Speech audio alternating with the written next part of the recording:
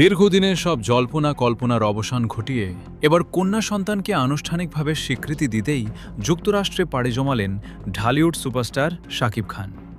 বুবলি যুক্তরাষ্ট্রে উড়াল দেওয়ার পর এতদিন শাকিবের ছায়া না মিললেও বর্তমান পরিস্থিতি বলছে স্ত্রী ও সন্তানকে পরিপূর্ণ মর্যাদা দিতেই এবার শাকিবের এই গোপন সফর। কিং খানের এই আকস্মিক অদৃশ্য হয়ে যাওয়াকেই কন্যা সন্তান শার্লিন খানকে স্বীকৃতি দেওয়ার প্রস্তুতি বলেই স্পষ্ট বার্তা দিচ্ছে। এখন প্রশ্ন হল, শাকিব তো আনুষ্ঠানিকভাবে যুক্তরাষ্ট্রে যাওয়ার কোনো ঘোষণা দেননি, তাহলে এমন নির্ভরযোগ্য তথ্য প্রচার হচ্ছে কিভাবে? মূলত বুবলির কোরিওগ্রাফার গৌতম সাহা শাকিব বুবলি প্রসঙ্গে মন্তব্য করার সময় স্পষ্ট ভাষায় বলেছেন, শাকিব এখন দেশে নেই। গৌতমের এই মন্তব্যের পরেই নেট পাড়ায় আগুনের মতো ছড়িয়ে পড়ে খবরটি। যেহেতু সাকিব এই মুহূর্তে দেশে নাই, সেই জায়গা থেকে তো এখন তো হবে না। অবশ্যই তার বাচ্চার খোঁজ খবর নিয়ে সবকিছু ম্যানেজ করেই তো গেছে। বুবলির দ্বিতীয় সন্তানের বাবা যে শাকিব খান, এতে এখন আর কারো কোনো সন্দেহ নেই।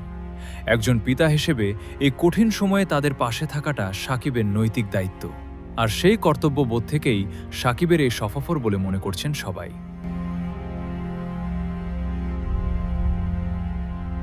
অনেকেই ধারণা করছেন সন্তান শার্লিন খানকে নিয়ে দেশে ফিরেই হয়তো শাকিব খান আনুষ্ঠানিকভাবে সবকিছুর ঘোষণা দেবেন। শাকিবের নীরবতা মানেই যে অস্বীকৃতি নয়, বরং সঠিক সময়ের অপেক্ষা, তা গৌতম সাহার কথায় আরও পরিষ্কার হয়ে উঠেছে। নেটিজেনদের মতে বুবলির সাথে শাকিবের এই পুনর্মিলন কেবল সম্পর্কের গভীরতা বাড়াবে না, বরং পরিবারের মর্যাদা বজায় রাখতেও বড় ভূমিকা রাখবে।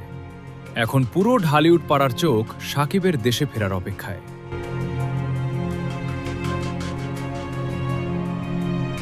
শাকিব খানকে সত্যিই যুক্তরাষ্ট্রে কন্যাকে স্বীকৃতি দিতে গেছেন?